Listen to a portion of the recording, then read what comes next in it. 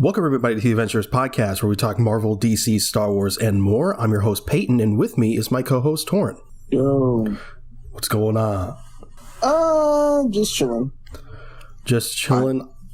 Well, I finished most of the Flash season 8 in 2 days. That's pretty. It's doable, easy. Indeed. Admittedly, I skipped like 7 episodes, but it's I just looked at the summaries and I was like, this is filler, this is filler, this is filler. But one positive thing they did that season is they didn't have like one villain that was just kind of overarching for 20 episodes. It was like multiple villains had like their own arcs. And the last 2 villains were pretty good, actually. The season 8 was surprisingly decent. And it still doesn't like live up to seasons like 1 or 2, but it's solid stuff. And there was a filler episode that was actually surprisingly pretty good. It was one of those Flash loses his speed episodes, and like the bad guy had his whole thing was like trying to find like the fountain of youth, but like through technology, and he became younger as he made everyone else older, and he was making Flash older, and every time Flash would use his speed, he became older. He was like starting to like lose his memory and stuff. It was pretty good. Surprisingly good. I like that a lot more than like all the other ones, because like that reminds me of like the Bart Alex situation in the comics. Mm-hmm. Every time he uses his speed, he got older, but like mentally he was still the same. So he'd be like 40 with the mind of a 16-year-old. So that's good. Yeah, it was surprisingly good. I was watching and I was like, wait, this is this is solid. But yeah, it was pretty good. The finale was weird.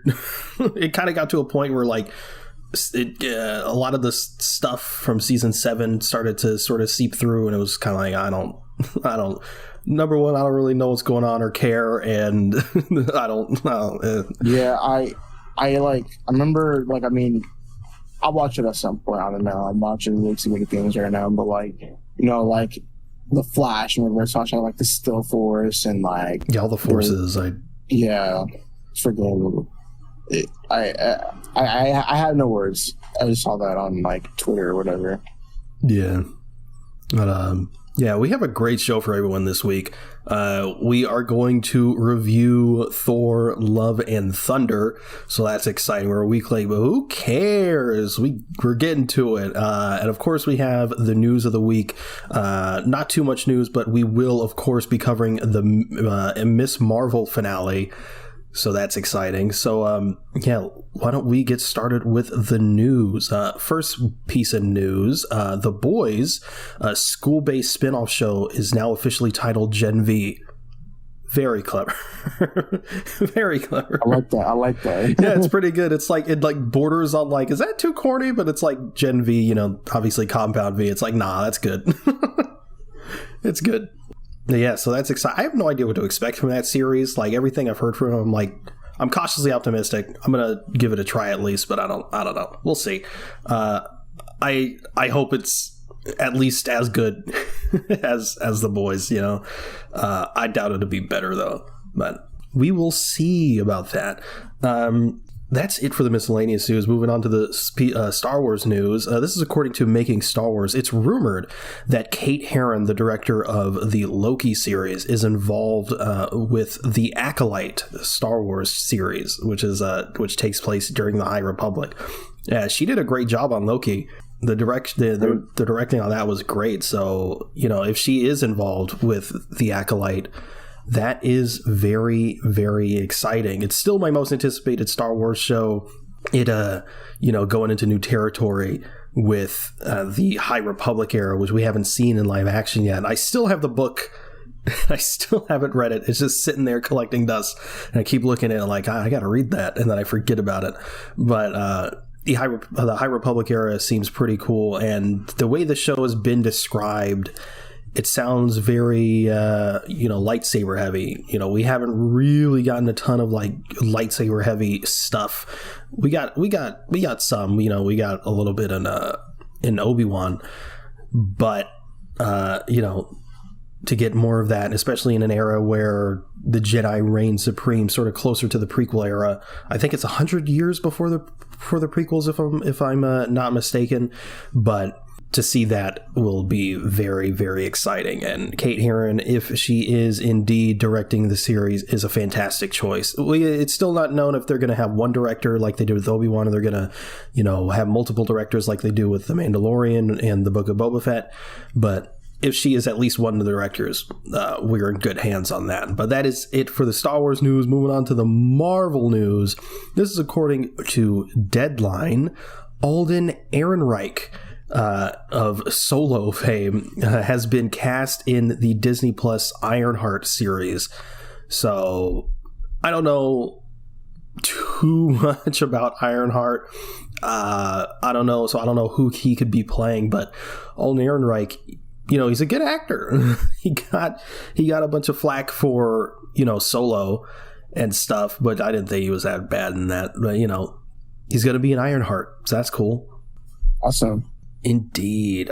We got some sad news here, a bit of an unfortunate news. Apparently, Daniel Kaluuya will not return in Black Panther Wakanda Forever due to scheduling conflicts with Jordan Peele's Nope. Yeah, I saw that. Yeah, so that sucks. He wasn't in the first one too much, but when he was on screen, he was really good. And there was that deleted scene with, I think it was Okoye. That was freaking phenomenal, and I wish stayed in, but yeah, that sucks. He's not going to be in this new one. But when Jordan Peele calls, you got to answer. So, right. But yeah, that's it for that. Next piece of Marvel news. Adam Scott from Parks and Rec and most recently Severance has been cast in Madam Web in an unknown role. I don't know what's going on there. Adam Scott, I love Adam Scott. Great actor. Might have seen him in Step Brothers. Great dude. I have no idea what he's doing in Madam Web. But I also have no idea what Madam Web even is. So, is it even? There's rumors that it's not even a real Madam Web movie, and that it's just kind of like a sneaky Spider-Woman movie. Who knows? And apparently there's some set photos that looks like it's going to take place in New York in the early 2000s, and people are freaking out about Toby or whatever. I don't trust Sony. They have yet to prove themselves to me. Hopefully they prove me wrong on this one, I guess. But aside from their animation stuff, they have yet to not drop the ball. So I am not excited. Next piece of Marvel news. Possibly take this with a grain of salt, because it kind of looks similar to what we've already seen, but we have a possible leaked Captain America 4 concept art.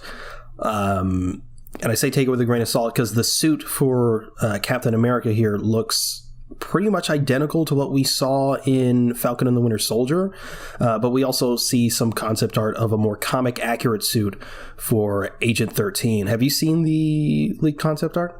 No, I haven't. It's pretty much do you know what Agent 13 looks like in the comics? No, I don't. It's basically like the white Black Widow suit. That's pretty much it.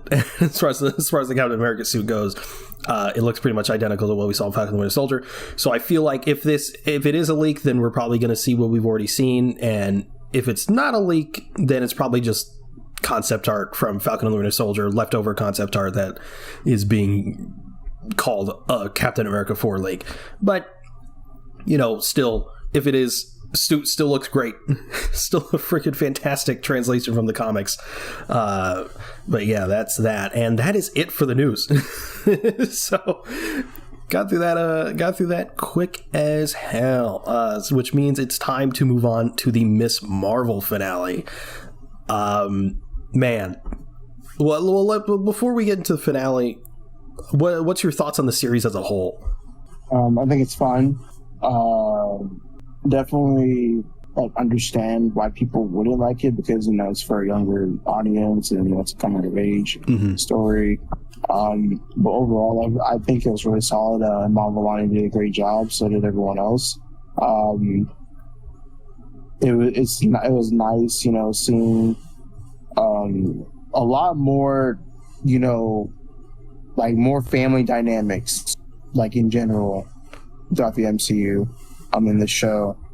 And it was also nice, hearing from other people who are part of the, Muslim, like, community, like, getting the representation. So that was something that I enjoyed. I'm not saying I don't care for Miss Marvel, but it's also like I didn't really mind the power change or anything. I don't think it was fine for what they did with it and like how they went with it. Going negative, I would say, is that the villains, the clandestines, are fucking horrible. They're just there. They lacked any sort of depth for me. The clandestines are just like really one-dimensional, like characters that I didn't really like them all that much. But overall, I think the story was good, the acting was good, and I think in terms of flow-wise, it is the best Marvel Disney Plus show. I would have to agree with most of that. It is spoilers, by the way. We are talking about the finale. That is timestamps in the description of the show notes. I do agree that it is the best formatted, the best paced probably show so far. It actually seems to be formatted like a TV show. And just looking back last week when we were talking about episode 5, I was saying how I was cautiously optimistic about the finale because I really was not sure where they were going after episode 5, which really was the culmination of, like you said, the pretty lackluster clandestine storyline, which I forgot if it was the creator or the writer that came out and said that a lot of that, the lack of it being that good was due to COVID and forced rewrites. So that's unfortunate, but the product, what we got is still what we got, so it's not like it's immune to criticism.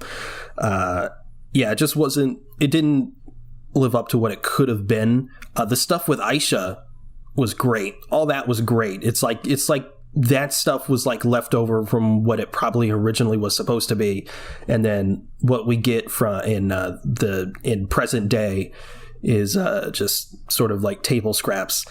We got maybe a couple scenes with the rest of the clandestines, except the main one, Kamran's mom, and even her, it still wasn't all that fleshed out. But outside of that, like you said, when the show is good, it's freaking great. All that family stuff is so good. Again, like you said, her powers. I do like Miss Marvel, whether it's in comics or the video game, say what you will about the Avengers game, but Kamala stuff's pretty good. The power change never really bothered me. At the end of the day, her powers isn't what defines her, and based on what we know now, those powers might not stay permanent. Which we felt like it was always like a theory, maybe something in the Marvels happens and she gets her normal stretchy powers. But yeah, I really like the show as a whole. I don't think it's the best Disney Plus Marvel show, but I think it's at least top 3 in my opinion. Fair. It's fair to say. Yeah, so let's get into the finale a bit.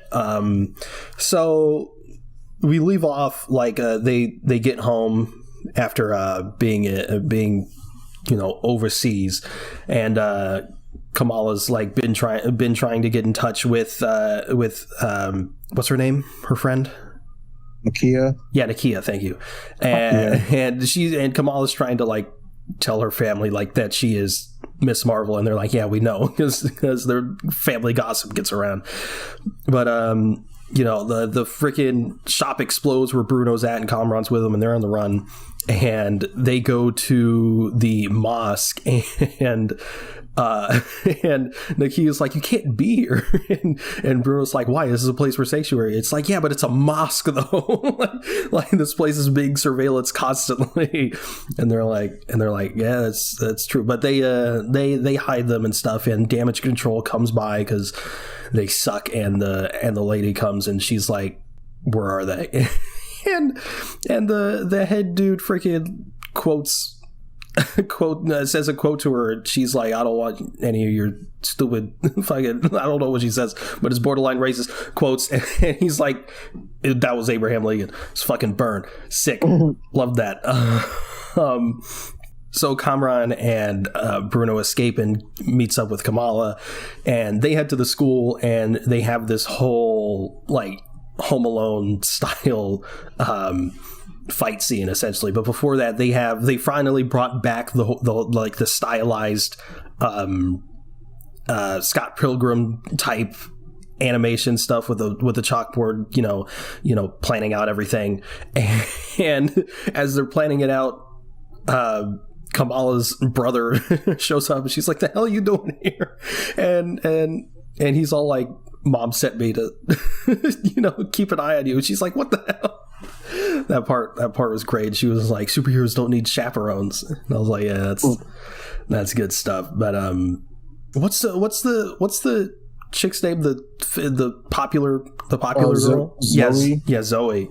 She shows up out of nowhere, which was random but kind of fun. And they all, start messing with the damage control guys, trying to get Kamran away because they need to get him to the docks so they can, get him away from everything.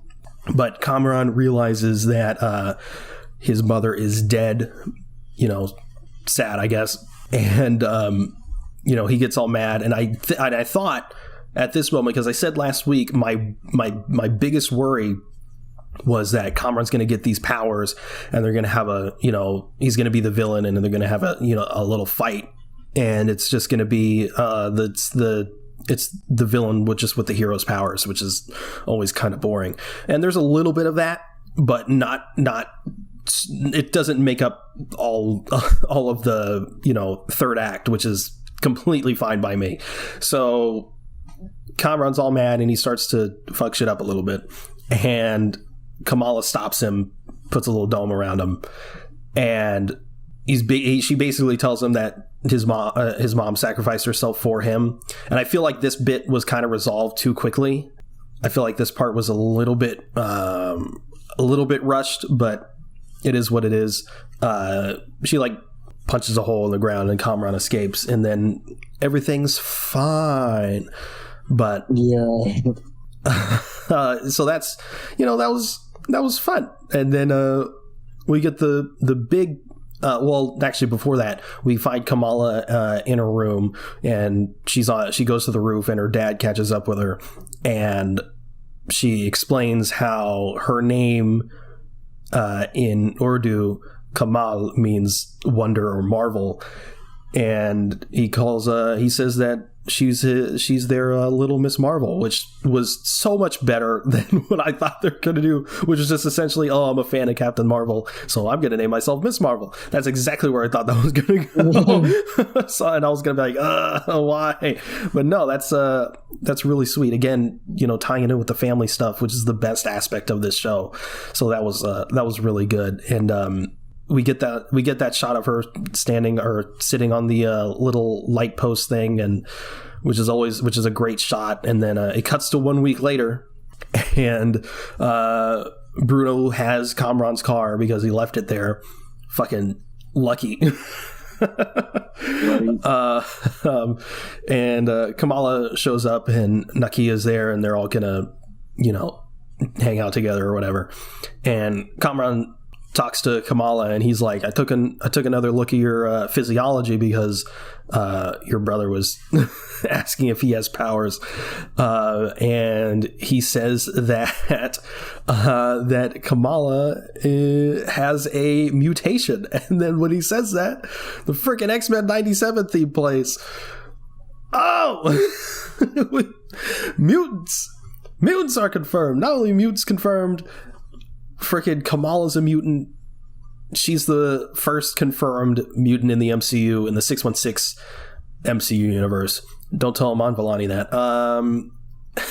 But yeah, we have freaking mutants in the MCU.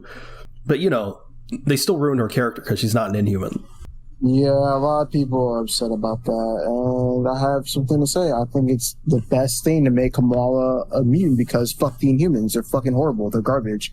The only Inhumans that people really care about are fucking Quake, Miss Marvel, Lockjaw, Black Bolt. Other than that, they're fucking garbage. They're horrible. They're just a poor man's X-Men. They're like, I mean, and then like one creator that I saw on TikTok was like, oh my god, like, you know, what is this? Like, don't make Kamala like one of your POC mutants that you just shove in the back. And I'm like, bro, they're not gonna do that with Kamala Khan. It's Kamala Khan. Like, don't stop with that bullshit. Not only that, but the creator of like Miss Marvel, yeah, not the show, the actual character wanted to make her a mutant originally, but at the time Marvel was really pushing the Inhumans and they tried to push the X-Men out because, you know, Fox and whatever, it's a whole ordeal. Yeah, but Fox and things like that, and like, yeah, every time they try to push Inhumans, people don't fucking like that. They don't like them because they fucking suck, and they're also not relatable. They're a fucking royal family that owns slaves. Like, fuck them. So, like I said, I think it's the best way for us to get mutants in the MCU quickly as possible, and like try to go with the best like moving forward. And plus, like, fucking mutants and X-Men, like, people have been wanting them for like so long, so why not just do it now? Right. And that it begs the question, now that we know Kamala has a mutation and that she is a mutant, number one is, I don't think her powers are just going to manifest naturally, otherwise we'd have mutants all over the place already, which makes me think that they are going to do an Inhuman thing regardless. I just don't think they're going to use the name Inhuman. Yeah. So I feel like in the Marvels, or maybe even somewhere else down the line, her powers will be unlocked. And, you know, we'll have the stretchy powers like I was talking about earlier and, you know, weeks prior.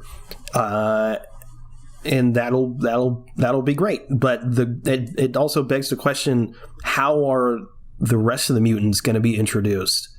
Are they even going to touch Magneto and Professor X, you know, or Wolverine, stuff like that?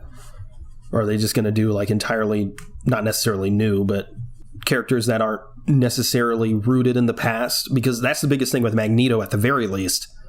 You know, his origin is deep within the Holocaust, and to take him out of that, it's going to rub a lot of people the wrong way. I think there's ways to write around that. You could do, you know, like, he's there in, you know, the Holocaust, and maybe he's like a part of an experiment and he's cryogenically frozen on some Captain America shit. And, you know, I think there's ways around that, but ultimately to unlock the mutant gene in all the people that need to have it unlocked, I still don't know how exactly they're gonna handle that, you know? Yeah. And, you know, my thing, or a theory that I heard was that, like, you know, like Kamran, like, it's basically like they're gonna, like, since, you know, of course Kamala was like an Inhuman in the comics and now she's gonna be in the MCU, they're just gonna make like a mutant and like an umbrella term for both the Inhumans and, like, you know, the mutants, right? Like, you know, whenever the X-Men comes. And there's someone said that Kamran could be like a reason why, like, people with powers like that are just so, like, they're gonna be the reason why they're afraid. And that's when the mutants do actually come, they're gonna be discriminated against. So I think that's a nice little tie-in to why, you know, mutants are hated. But also, it's also like there's a reason why mutants are hated in the Marvel universe, because that, like, anyone could just be a mutant under wraps, and, like, you know, no one knows. So that's a nice little thing that I would like to see going forward in the MCU. I can't wait to see the X-Men show up in the MCU and for people to say it's too political. Oh my, yeah, I came for all the MCU haters that were just hating on Phase 4 and over just a, you know, dick ride, and be like, oh my god, I love the X-Men. Like, shut up, bro. You were hating on the shit. True. For real.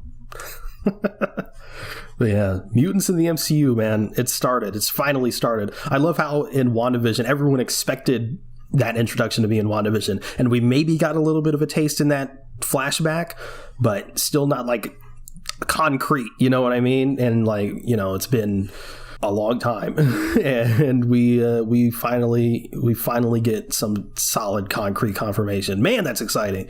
And in Miss Marvel, of all places, like, this is the last thing I expected. Right?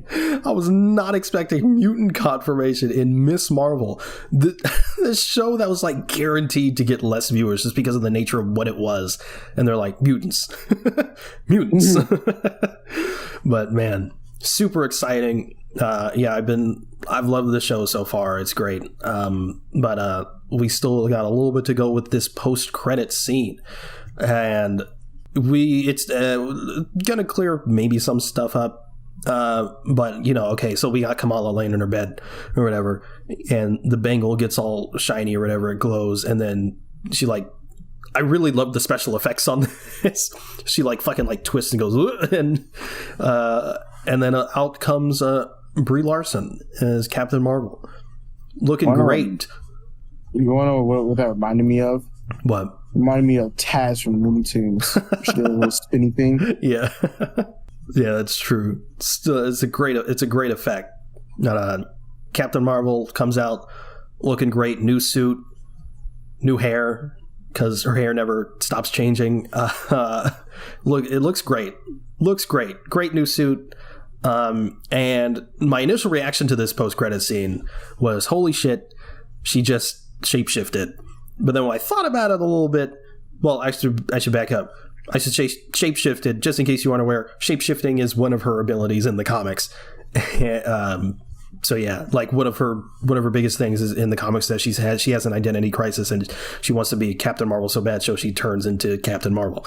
But yeah, that was my initial reaction. But, you know, thinking about it a little bit, it's definitely not that. They definitely switch places. Otherwise, why would the bangle, you know, lighten up and then that happen? And also, Captain Marvel's looking around at like all like the pictures on the wall and stuff, like, holy shit, that's me, you know? Yeah. Well, yeah, it wouldn't make sense for her to get confused by her own room. Yeah. So they definitely switched places, and that's definitely set up for the Marvels. And it was just confirmed, I think today actually, that Nia DaCosta directed that post-credit scene. So I feel like if it's not just lead-in, I feel like it's possible that this might literally be a scene out of the movie. Yeah. Like they did in Ant-Man in that post-credit scene, where it's literally just a scene out of Civil War. But also, I believe the writer confirmed that they switched places. So there's no room for debate that she shapeshifted. They definitely switched places. So all this did, all the mutant confirmation did, and this post-credit scene did, was make me excited for the future, and especially make me excited for the Marvels coming out next year. Because I was excited on like a base level, like, yeah, it's Captain Marvel 2, and, you know, Monica Rambeau's going to be in it, Miss Marvel's going to be in it. That's cool. But like what we've seen in this post-credit scene, it's really intriguing, and I'm very excited now. Okay. Well, yeah, that's Miss Marvel. That's done with that. So yeah, we aren't going to get a Disney Plus show until She-Hulk, which is really just around the corner. I think it's less than a month away, isn't it? Yeah. Man, God, they're really pumping these out.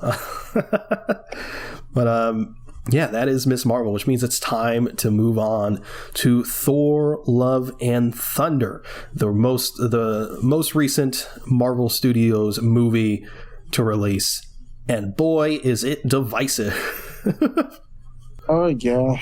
But it's crazy. Yeah, before we do that, I do want to state we're going to do non-spoilers, then spoilers. So again, if you just want to, you know, skip the spoilers, or you want to avoid the spoilers, go into the show notes or the description. So yeah, what'd you think? Pretty good. It's overall it's a very fun movie that's full of lots of action. You know, some nice comedic bits, some nice returns from like other characters such as Valkyrie, Korg, and even Jane Foster. I love the storyline they went with this movie. Just the whole Mighty Thor bit, which is great. It's also nice, like, seeing like Thor on like a new journey to see like how he's like discovering himself more and how like he needs to just become like a better person overall. I loved Christian Bale's Gore. Definitely one of my favorite performances by him. Of course, it's Christian Bale. He does great, phenomenal work.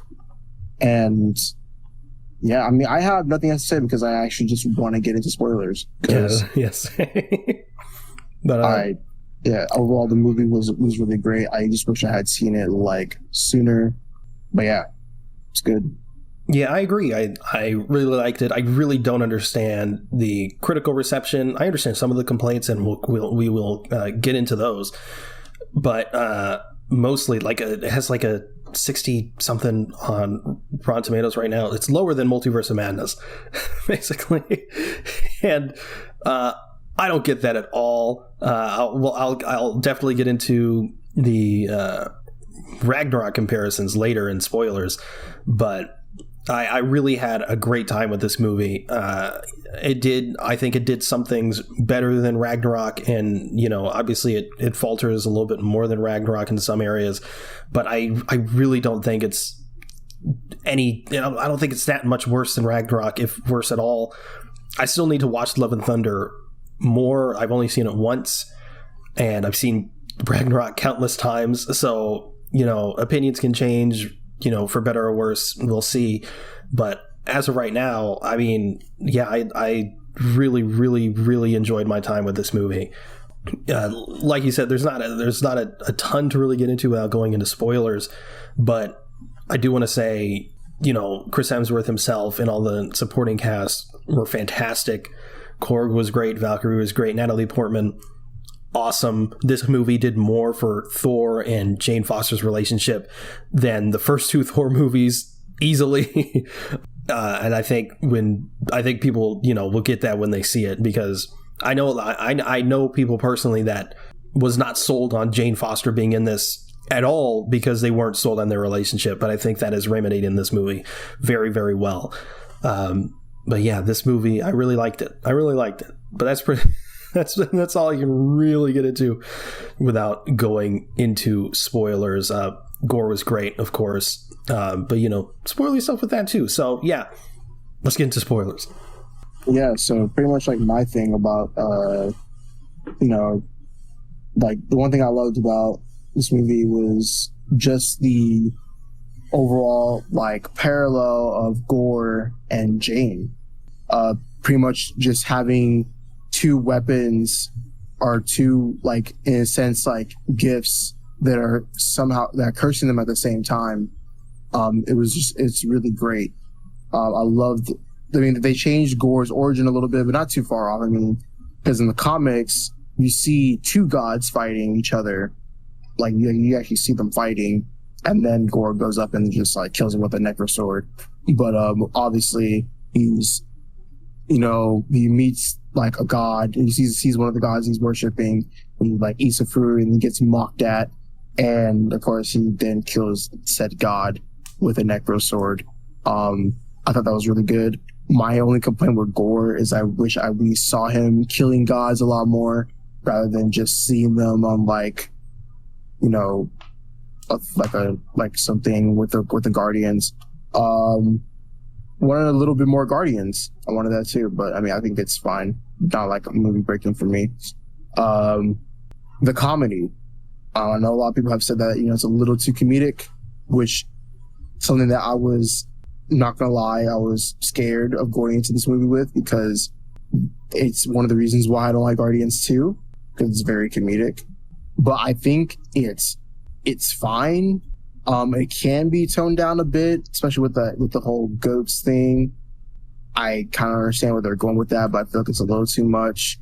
But overall, like, in a way, for the comedic tones, I can understand why it's in here, because it's Thor, and Thor is using that as a way for him to cope with everything going on around him with like, Infinity War, Endgame, and now like Love and Thunder, because, like Jane's back with Billionaire, who he still hasn't forgot about. Not sure how I feel about Stormbreaker kind of like being like a jealous girlfriend type of thing. I love that. Sure. I don't know how. I just don't know. Shouldn't have been like that. It's just a weapon. Shouldn't have any characteristics, today. I'm just kidding. But no, I don't really know how I feel about it. I mean, probably whenever I watch the movie again, I probably will be fine with it. But yeah, like kind of like you said, with like Jane and Thor's relationship, like you really see how like it really affected them, like so much more in this movie than in both Thor 1 and Thor and the Dark World. And I'm glad that they kind of had a great like reconnect, like just before Jane's final moments, when she dies. And yes, Jane dies. Overall, like I just think that this movie is really good. I really want to watch it again so I can have much more fun with it. I didn't talk about I'm forgetting one more thing. Forget about the Zeus stuff. Mm-hmm. Zeus was good. Russell Crowe was good. I also like the fact that gods just protecting themselves instead of like helping like just the people in general. And you see how like especially gods like Zeus are one of the gods to like be selfish. But then again, that's always been Zeus in general. Yeah. Zeus in Greek mythology has always been a selfish god. He sucks. Yeah, he does. And countless iterations of him going on with Thor and even Percy Jackson. He's just a really shitty person.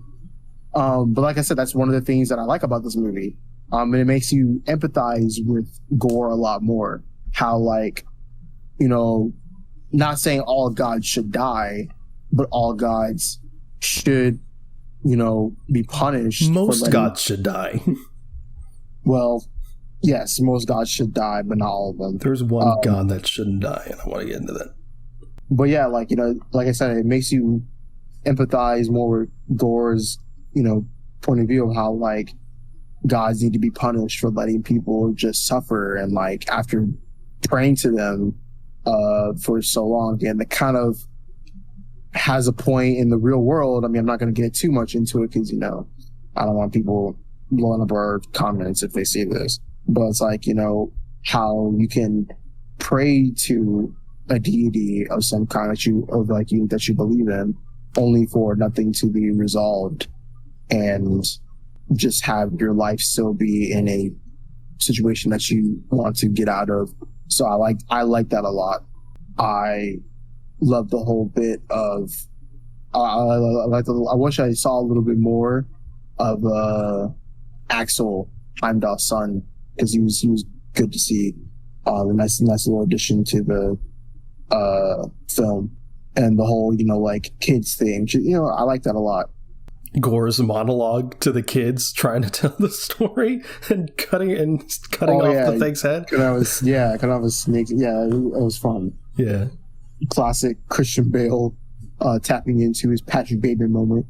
But I want to say this, like, even with the final fight, I love the black and white, and like whenever Thor and Jane are using their powers, the lightning that gives them color. I love that so much. Yes. It looks so good. It's amazing. It's so good. Beautiful stuff. Really, really is. But yeah, it's this. Yeah, like I said, I don't know why this movie is so divisive as it is.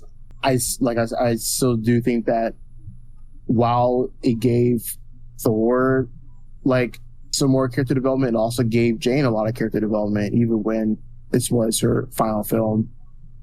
Maybe as we know right now. But yeah, like I said, like kind of like you said, I want to watch it again, just to see like what things I miss, and I want to have a lot more fun with this movie. That like it's a really good film, and I'm glad that I enjoyed it. I just wish I had seen it a lot sooner. Yeah, the sharp edges always start to, sand out and smooth when you watch things a second time. Generally. But Generally, yeah. Unless you're Joker, in which case they become sharper. No, that's a one-time watch, honestly. Yeah. Probably should only. Well, it doesn't matter. That's a conversation for a different day. Regardless, obviously, like we said in the non-spoiler section, had a lot of fun with this movie. One thing I did forget to talk about in the non-spoiler section was people's issues with the pacing. Personally, I think it's... Yeah, I had no issues with it personally, but I do want to say I generally don't have issues with pacing in movies most of the time. Like, I remember when Guardians 2 came out, we're both not the biggest fans of Volume 2. It's good, but it's not. Yeah, it just doesn't live up to the first one is all. And it's too comedic. But one of the issues I remember when that was coming out was the pacing, and I remember coming out of that being like, the pacing was fine.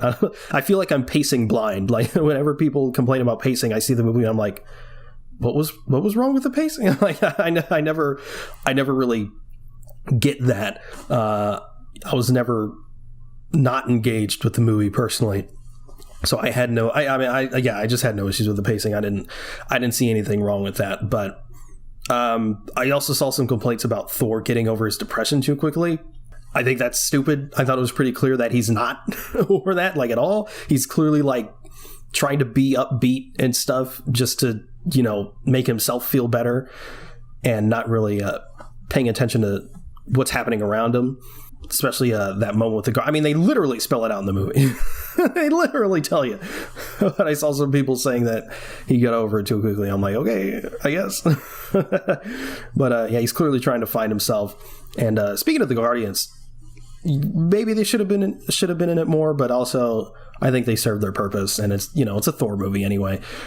Yeah. But it was great to see them. And as far as the goats go, I think it's a prime example of comedy being subjective. I wasn't huge on the goats. They didn't irritate me at all about it, but it didn't, like, I wasn't fucking, like, I wasn't on the floor laughing, you know what I mean? But yeah. I watched it with my family, and my mom was loving the goats. I was like, she's really loving the goats. Every time they scream, she laugh. I'm like, okay. If she's liking it, I'm good with it. But so it's obviously not like a universal thing with the goats, and comedy subjective. Not every joke landed for everyone. Although I feel like most of the jokes landed for me. This movie is Ragnarok 2, essentially, and I think that's the biggest thing that I didn't really get from a lot of the complaints, because I feel like a lot of the complaints you could attribute exactly to Ragnarok, but people loved Ragnarok. You know what I mean? It it's too jokey. It's like, okay, but you could say that about Ragnarok, and it's like, okay, well, someone could say that Ragnarok, was just funnier, and it's like, okay, fair enough.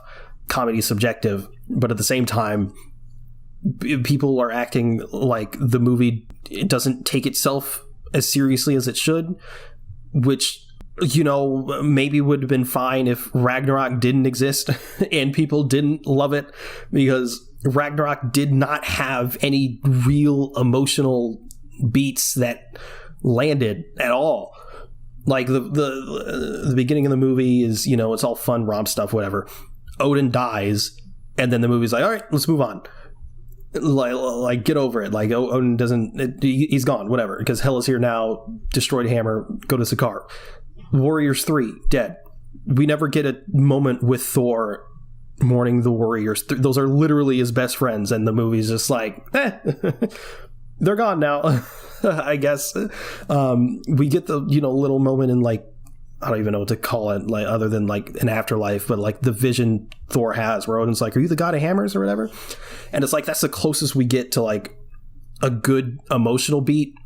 And even then, it's very quick and we move on. And then Asgard literally explodes, and And then Korg's like, "Oh, those foundations are gone." Yeah, and which is funny.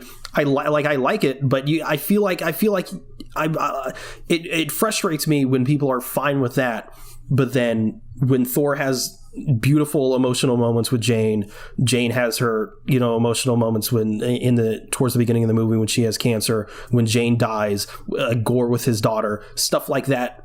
Great emotional beats that in my opinion land, and people go, "Oh, it's too jokey." Like, but you had no issue with Ragnarok, you know what I mean?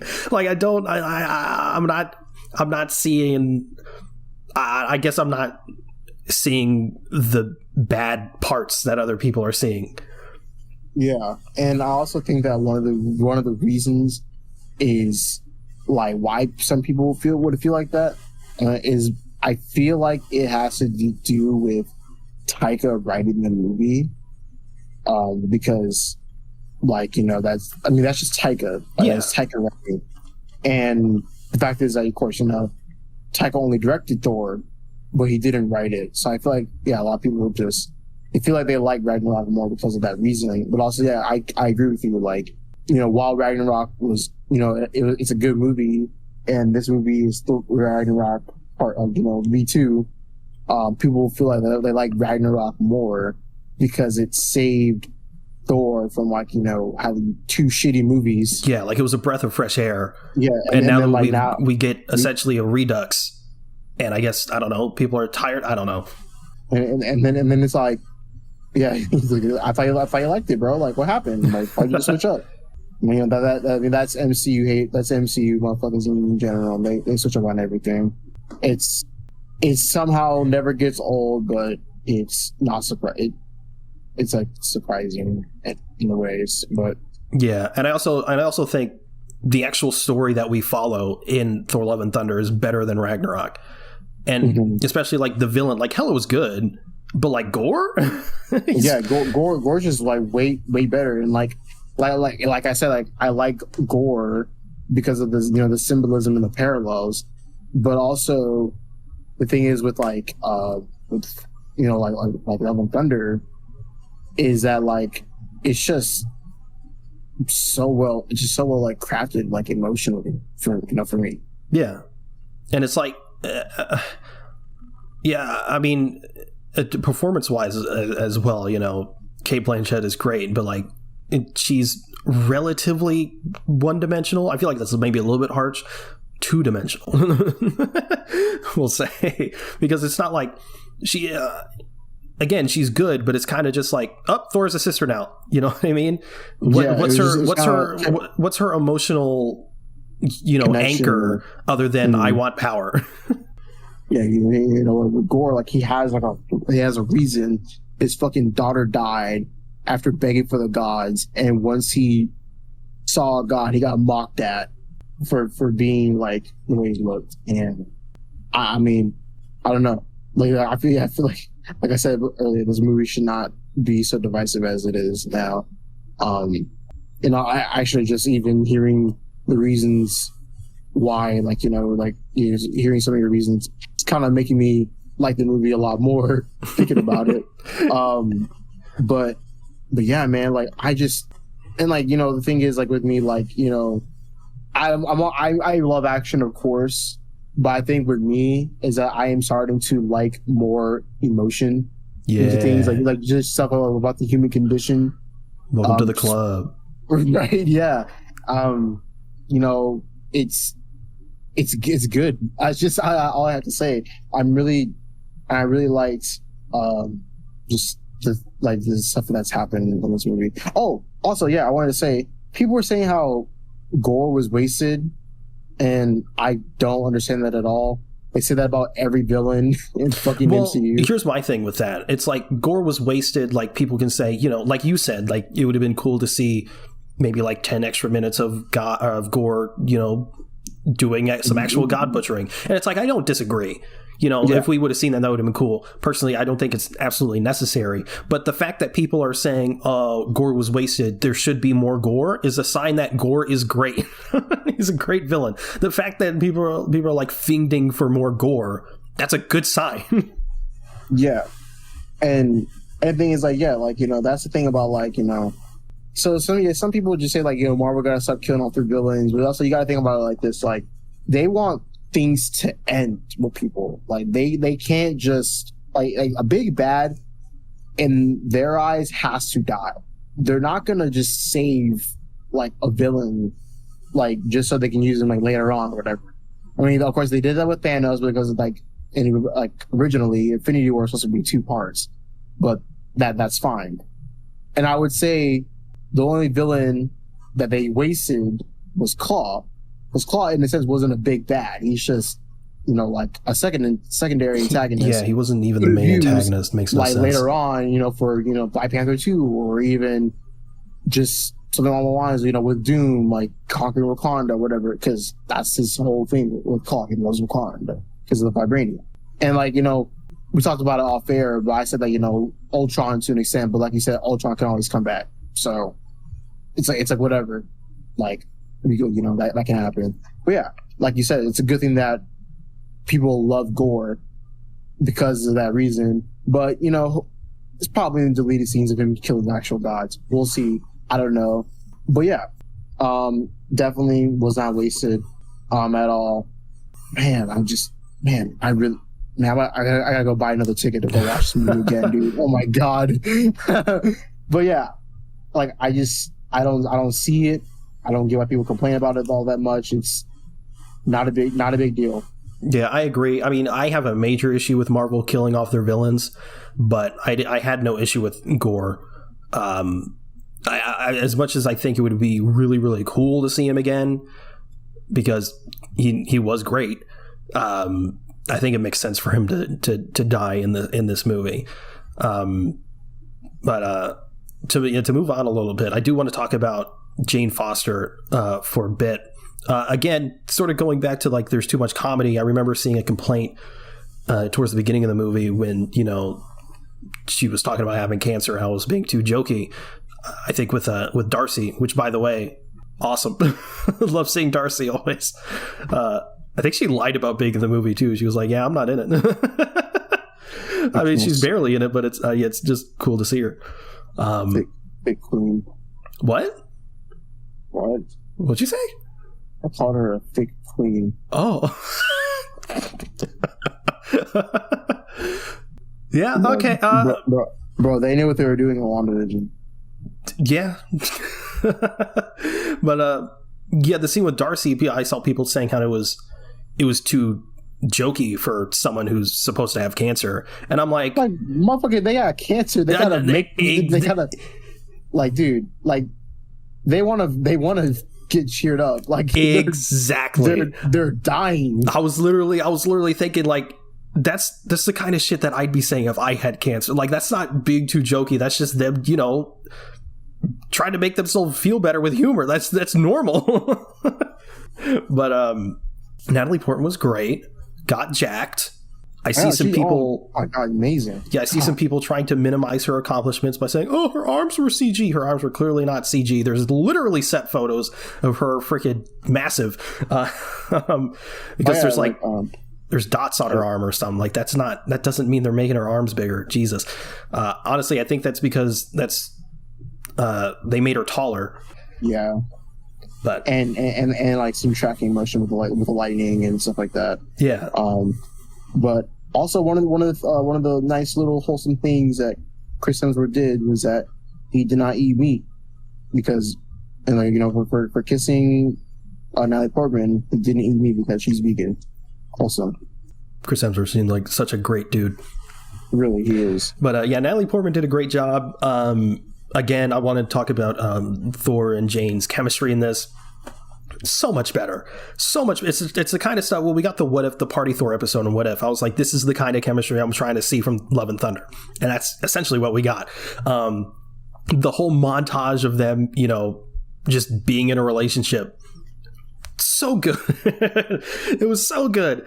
And, it somehow encapsulated all those years of their relationship, and I don't think it'll retroactively make more specifically Dark World, because the first Thor is, they come together for the first time, but at least in the Dark World, I don't think that'll make that retroactively better, but it makes me feel better about it.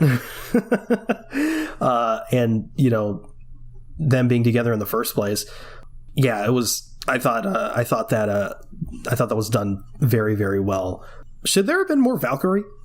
A little bit, yeah. I remember some people were, they're upset that the scene of her, like, looking the blade was cut out. In the what? When like in the trailer she like lifts the blade, people were upset that was in the movie. I didn't even notice that. Yeah, I mean it's okay, but that's just the thing of trailer shots. Like it's kind of reminds me of the fact when the Force Awakens came out, and like, you know, Kylo's marching in the snowy woods and he just fucking janks out his lightsaber.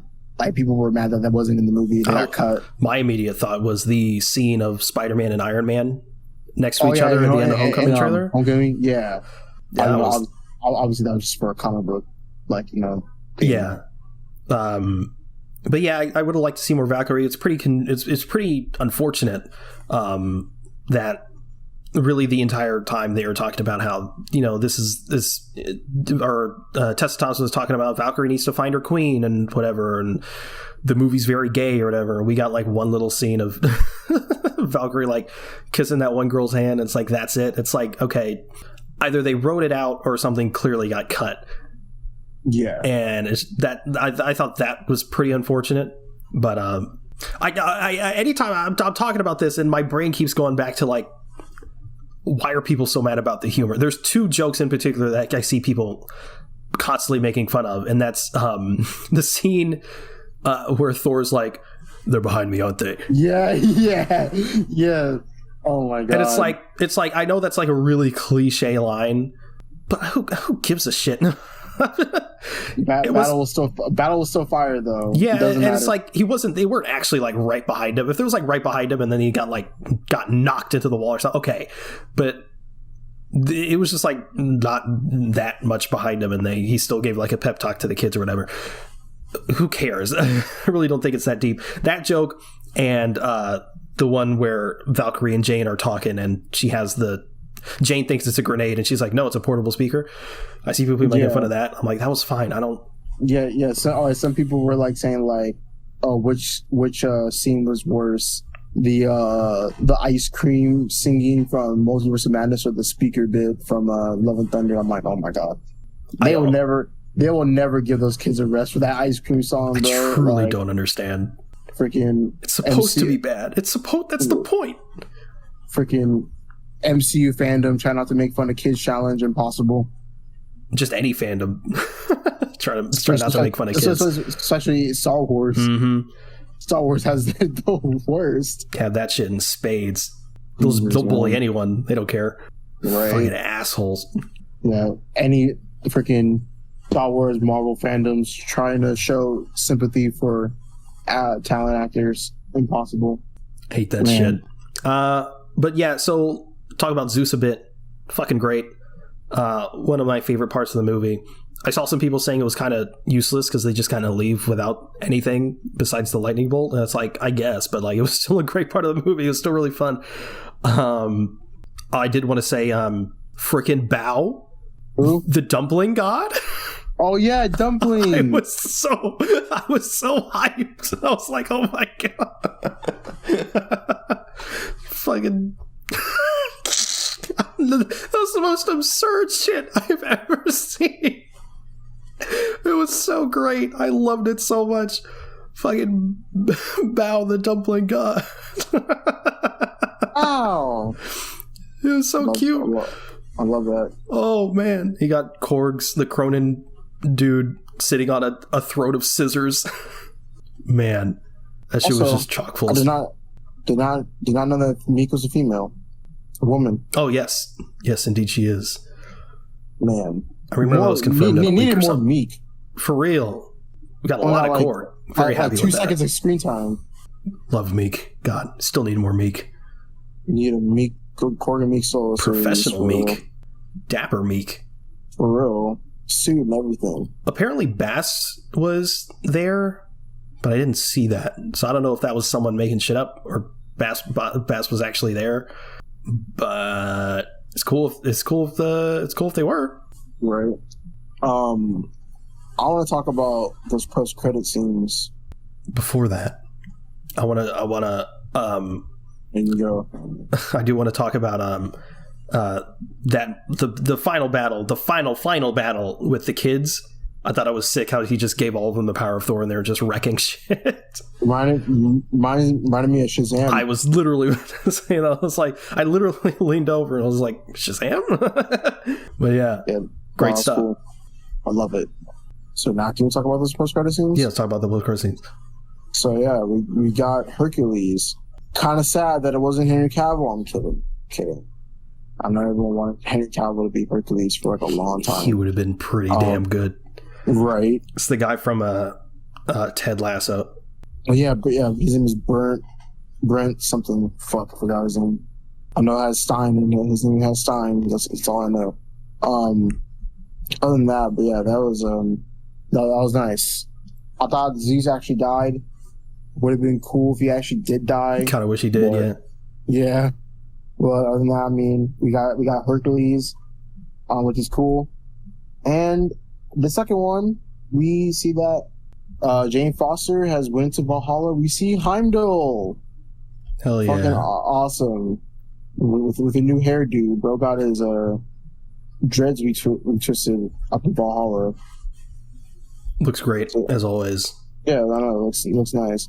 And, of course, that gives people the theory of how, like, Jane Foster could become a Valkyrie whenever the next movie comes out. So, I mean, hopefully that happens. I mean, I would love to see more Natalie Portman, Jane Foster. It's like, I hope it does, and I hope it doesn't, because I would like to see more of her, but at the same time, like, with that undermine her death. Yeah, she got a happy ending, and it kind of made it like represents of like people just dying in battle, and how like she had a battle with cancer. So yeah. But I do want to say a little bit more about gore. I didn't know what to expect from gore. Obviously, I know Christian Bale. We saw what we saw from the trailer, but I didn't know if we were going to do a more like sinister route. But the fact that he's just like unhinged, I thought was really fun. Christian Bale's great. That's all I wanted to say about that. But yeah, that was good. I like that a lot. Should Jane have died? Should they have killed Jane, or should they have saved that? I think Jane. I mean, I think it's fine. Like I said, it goes along with the parallel of like having like something of a gift kind of cursing you at the same time. I think that was really well done. Would it be sort of fringing in a way? No, because it didn't happen like in the beginning of the movie. Yeah. So, because I know people were like, "Oh my god, Homie got fringed." Like, okay, yeah, no, I think it's fine and it works. Yeah. I cannot believe they did fucking Eternity in this movie. Oh yeah. We saw Eternity, which is good because we got like a closer look at more of the cosmic beings after seeing the Living Tribunal in Multiverse of Madness. Yeah, I cannot believe they did that. I was not expecting to see Eternity. And it was such a cool visual too.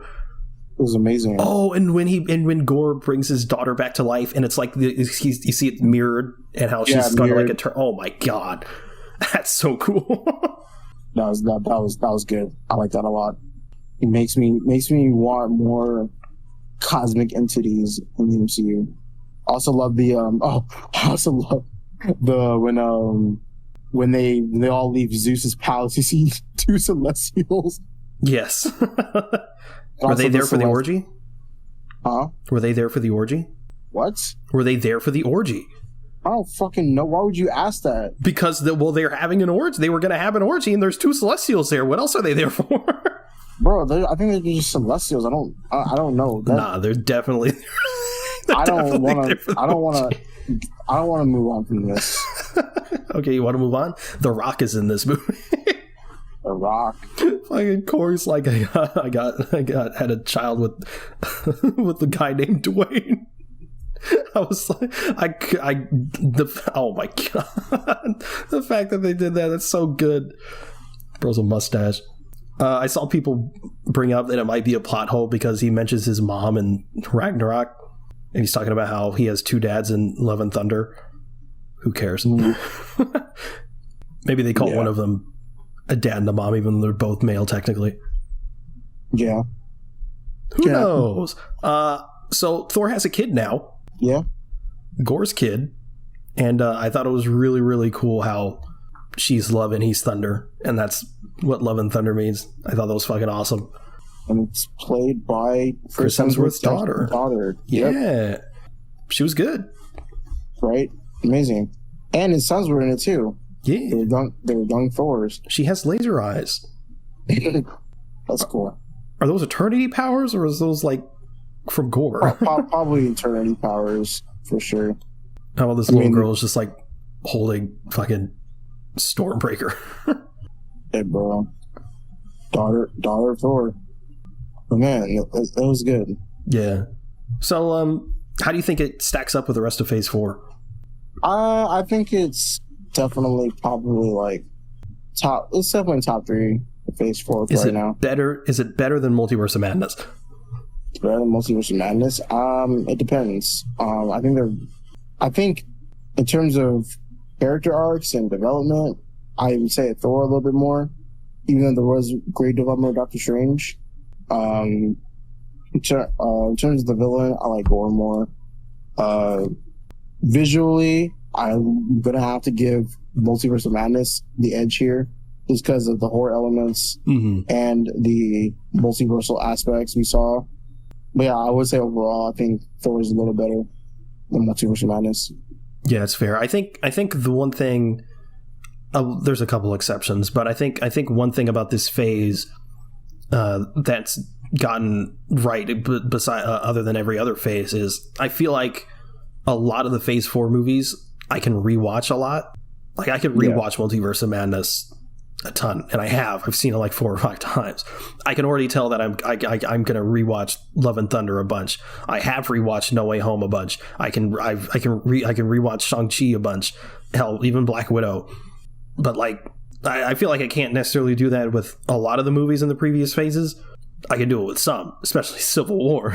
You know what I mean? But I think that's one thing that they've done right this phase. And I do want to address one thing about the phase. Everyone's saying, and by everyone, not everyone, but people are keep saying like everything feels disconnected and it's not leading anywhere. Good. Not everything has to lead to some shit. God damn, can we just have a self-contained story? My God. It makes no sense. Everyone used to complain about the MCU just being set up for the next thing, and now we're getting content that's contained stories, and everyone wants everything to be set up for the next thing.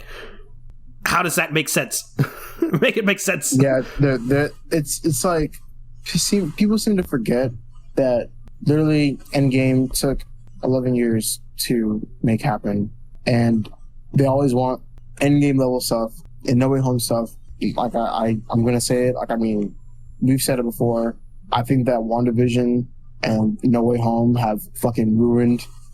I think they have ruined like the MCU Phase 4 for right now, or especially just the fandom wise, just because they're always expecting things to be just fucking like just top tier and top notch and shit like that. And I'm like, bro, like things didn't even get started until like when was it? Like, what was the movie when Thanos was like, oh, I'll do it myself? Was it Guardians? That was Age of Ultron. Oh, Age of Ultron, yeah. So 2015. So yeah, 2015. From 2008, I can't do math. That's 6 years. Like, come on, bro. So, like, give it some time. Like, this is... And I feel like people aren't really giving it... Like, they're not fully understanding that this is an introductory phase. And I feel bad for people who say that Marvel ended after Endgame. Like, all right. Yeah, it's just growing pains. I feel like it's going to be one of those seasons where, like, 5 years down the line, people are going to look back and be like, actually, Phase 4 wasn't that bad. and we're going to be sitting in the sidelines going, no shit. Right. It's just like, and then it just also, like, gets to the point where, like, it just gets so annoying. You know, like, people call everything fucking mid. Like, I want fucking mid banned from the fucking English dictionary, bro. I want it banned from the world. Such a shit word. And people are like, well, mid doesn't mean like it's bad. It's just not. It's just like middle. And I'm like, it's just average. And they're like, they say average. Mid has such a negative connotation that it just makes it seem like you're calling everything bad. I saw someone say mid is a slur. Kind of feels that way. Mid is a slur. Yes, it's a slur to movies. Call something mid. Seriously, like if it's average and they say it's average, it's just, oh my god, it's just so annoying. Like, you don't know how many times when people have just said like, oh my god, Multiverse of Madness is mid. No Way Home is mid. I'm like, bro, like y'all are switching up so hard. Like, why? That's all. The people just want to be different, man. They really do, and it's so fucking sad. Just like, my god, does everything has to be Endgame now? Otherwise, it's everything has to be. Not everything has to be a top 5 like Marvel project. Like it's okay, like for things to like not like it's okay for you not to like things. But give a reason why you don't like things. Yeah, and not everything has to be for you either. Yeah, like that's why I can understand why people don't like Miss Marvel and or Multiverse of Madness. Yeah, and it's like I get people, it. And people who like I've heard say that they don't like Miss Marvel or like anything like that. It's like, you know, they've actually given it a chance, and they said that, you know, yeah, like I given it a chance, and it's just not for me, which is fine. It's okay to not like things, but like to just blatantly call everything mid and go on a fucking like hate train, it's just gonna make you seem like a fucking douchebag. Like, holy fuck. So Thor was good. Yeah, Thor's good. Thor's good. I'll give this movie definitely like a 7.5 to 8 out of 10. I'm giving it an 8 out of 10 right now, but I definitely feel like on subsequent watches it's gonna go up. Yeah. But yeah, don't be an asshole. Basically. Yeah, don't be an asshole. Go into shit with an open mind. Stop calling shit mid. So obnoxious. Yeah, I guarantee these are freaking like 16-year-old kids who fucking vape in bathrooms. Yeah. Because they think they're cool. Stop it with hype culture too. Fucking dumb. Because it's like these movies can have different tones and genres. Obviously, yeah. Thor was a comedy. Multiverse of Madness was horror comedy. No Way Home was like, and Shang-Chi's like action adventure. Obviously, Miss Marvel is superhero high school shit. Moon Knight's like psychological action. You know, like not everything can be for different people, and that's why we get such drastic lists and stuff and opinions and stuff, which is fine. Not everything. Like I see people. Like, I remember when Multiverse of Madness was coming out and had like a 72 or something % on Rotten Tomatoes. People were like, oh my god, it's the end of the world, it's bad. It's like, no, or people are, it's just a divisive movie. It could be very love it or you hate it. Sometimes those are the best movies. Yep. But yeah. Is that the show? That is the show.